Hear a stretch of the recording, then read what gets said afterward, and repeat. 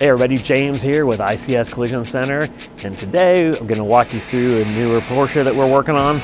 I should say new to us. It's a 1970 Porsche 911S. Very clean vehicle.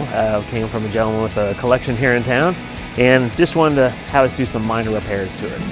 And so what would start out was we're just going to strip and repaint the front and rear bumpers, as well as the hood here. So we'll show you what we have on here is a two-part epoxy that we put on here. So we stripped it down to bare metal to get all the rock chips removed, epoxied it, and then once we get it fitted, my technician will be doing the final minor body work that it needs. So it's extremely clean hood here. I'm going to show you the bumpers here. So we've got the front bumper here, which is fiberglass.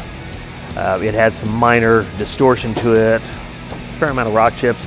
And then these are the rear bumper caps as well.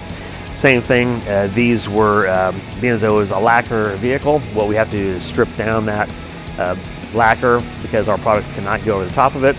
Strip it down, use a high solids primer, and then we'll do our body repairs, prime with the urethane primer, and it'll be good to paint.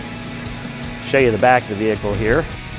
So what we noticed once we removed the bumpers to break them down, for the paint stripping process and getting it ready to repair, is we noticed that there was some hidden damage back here. So at some point in the life of the vehicle, it had been rear-ended.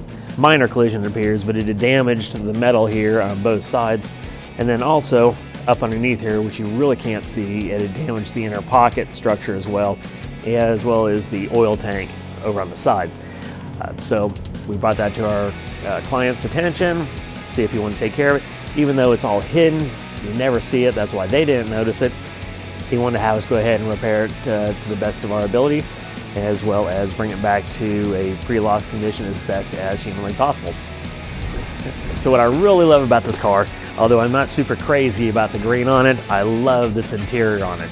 It's got the black and white checkered houndstooth interior here. The rest of it's a black interior, but it just really balances out nicely, and it's something that we don't see very often on these Porsches. So just a kind of cool combination. The owner loves it, and at the end of the day, that's what really matters most.